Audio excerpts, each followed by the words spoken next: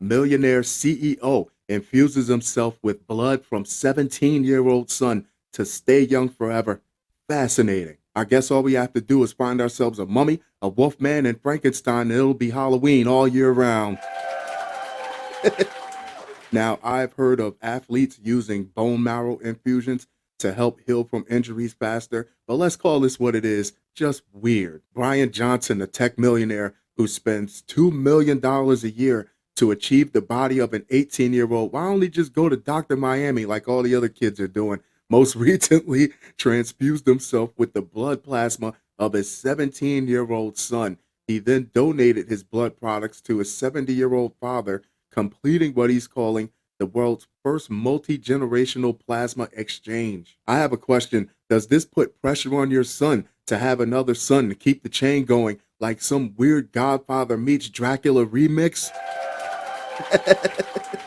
Johnson documents the experience in a 15-minute YouTube video titled, "Will My Son's Blood Make Me Younger?" That's not off-putting at all. In April, the two visited Resurgence Wellness, a medical spa in Arlington, Texas, which offers regenerative medical treatments. The Johnson family seemed to have gone for the spa's young plasma therapy, where they take plasma from an 18, 19-year-old and administer it to someone with the same blood type and sex. For as far back as we can remember, human beings have always been chasing some sort of fountain of youth in one way or another. We've even had bloodletting, which is probably still going on in the corner of some hardcore golf nightclub today. And then we had Elizabeth Bathory, who actually bathed in the blood of her servant girls because she thought it would keep her youthful and vital. So is this a modern day retelling of trying to chase one's youth? Young plasma, don't they make rap music, which is collected from 18 to 25-year-olds,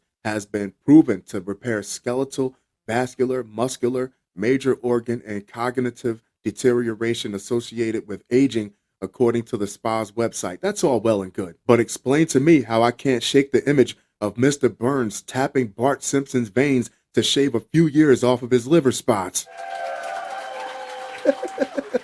It's been shown to delay or reverse the aging process, boost energy levels, speed up recoveries from injuries, and reduce adrenal fatigue in patients with autoimmune disorders. As part of the treatment, Johnson's son Talmadge donated a liter of his blood, which was then separated into parts before the plasma was reinfused into his body. He then donated a liter of his blood to be infused into his 70-year-old father. It just seems like one of those things where you should be like, if they're okay with it, we're okay with it. But deep down, we know it's kind of not okay.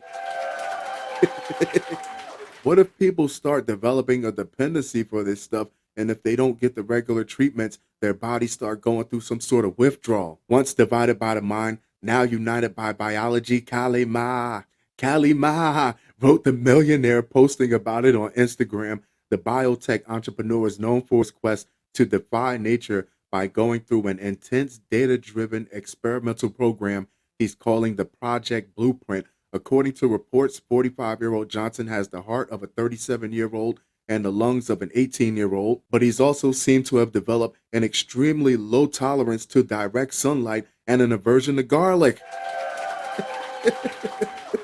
The intense regimen consists of carefully curated supplements, meals, exercise, and rigorous tests. Johnson's day begins at 5 a.m. with 24 supplements of lycopene, metformin, turmeric, zinc, lithium, etc. From what I can tell, this does fall into the category of transhumanism, not like uploading your consciousness to an MP3 player and praying someone doesn't record over it later. He follows a vegan diet, which is a mix of solid and soft foods, restricted to 1,977 calories a day.